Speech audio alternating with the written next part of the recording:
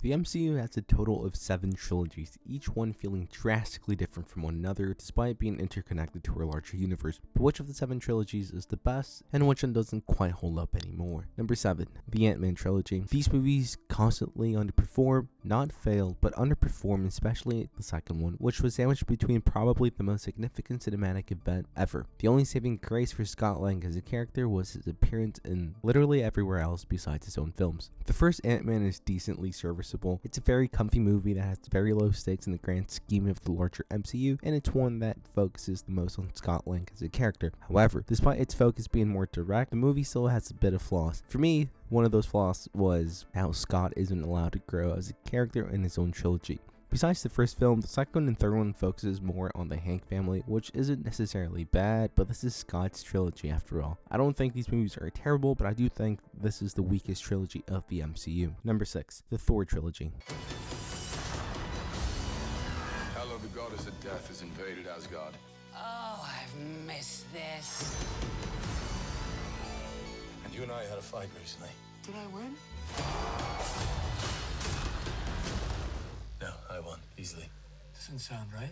Well, it's true. Honestly, it was a toss-up between Ant-Man and Thor for last place, but Thor has Ragnarok, and Ragnarok slaps pretty hard, so. Now, I don't think it's fair to shit on the first one too much. The MCU was barely finding its identity, and Kenneth Branagh did do a good job at bringing to life a Shakespearean tale. However, basing the film in New Mexico was not the move. The movie looks ugly as hell whenever we're not in Asgard. I do think this is a fantastic introduction to Loki and Thor, and the action scenes were actually quite clever in this one. Now, Thor the Dark World, I can't even talk about because I keep forgetting what happens in that film, but that's an indication enough for me to move on to Ragnarok. Now, this is when Thor became everyone's favorite Australian god. Ragnarok benefited from abandoning ship and starting fresh with the character. Taika Waititi managed to revive this dying trilogy and bring so much humor and life into Thor. Now, I complain about the first film looking ugly whenever we're not set in Asgard, but this film doesn't have that issue. We are constantly somewhere else in the cosmos, and it's just very gorgeous to look at. Hemsworth looks like he's having the most fun with this one, and it still remains one of my favorite theater experiences to date. Thor Love and Thunder still sucks though. Number 5, the Iron Man Trilogy. You experience things, and then they're over. I can't sleep. And when I do, I have nightmares. Honestly, there's 100 people who want to kill me. I hope I can protect the one thing I can't live without.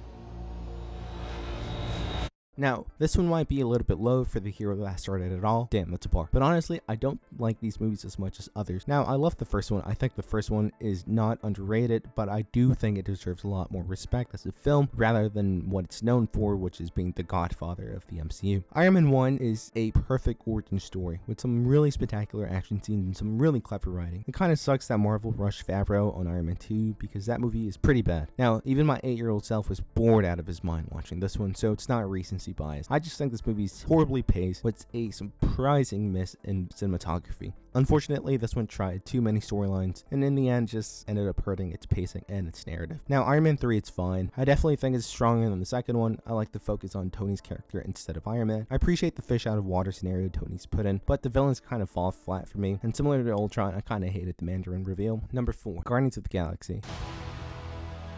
Hello, we come in peace.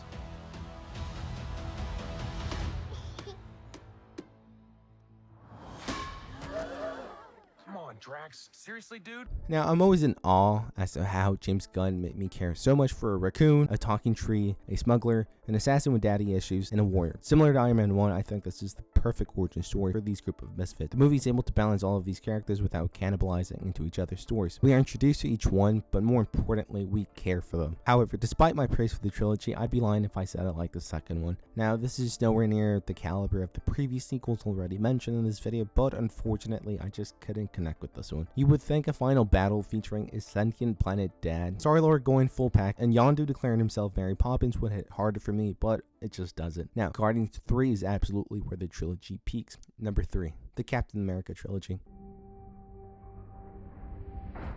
Most of the intelligence community doesn't believe he exists. The ones that do call him the Winter Soldier. He's a ghost. You'll never find him.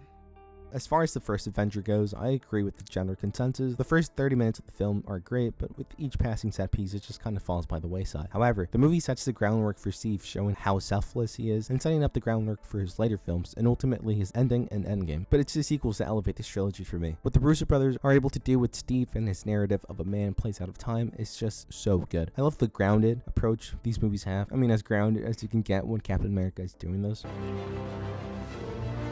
Civil War, while straying away from the source material, is still pretty good. The Russos are able to make us see both arguments between Steve and Tony without being biased on either side.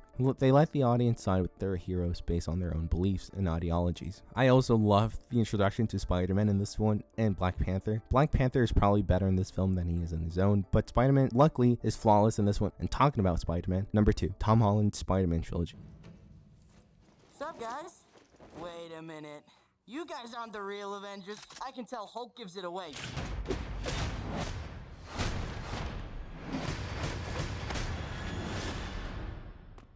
Oh, that was awesome. Now, Homecoming goes insanely hard. I adore this film.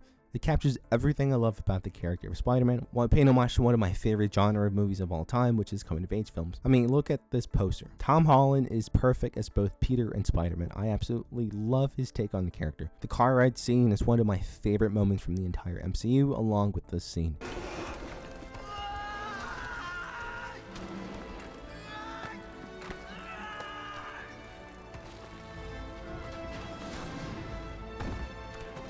However, Far From Home, I low-key think is one of the worst Spider-Man movies to come out. I like Jake Gyllenhaal as Mysterio. The Mysterio scene is remarkable, but unfortunately, I just can't bring myself to like it. Didn't like it when I saw it in theaters, and I still don't like it now. But you know what I do like? No Way Home. My entire childhood encapsulated in 148 minutes of peak cinema. I actually disagree with a lot of people that say this movie only locks in after the apartment scene. I don't know what the fuck they were watching. I was locked in the entire time. I love how both Andrew Garfield and Tobey Maguire are more than mere cameos. They have a legit place in the final third of the movie. The emotional moments really pay off, and I think this is probably my favorite movie ending to a Spider-Man movie.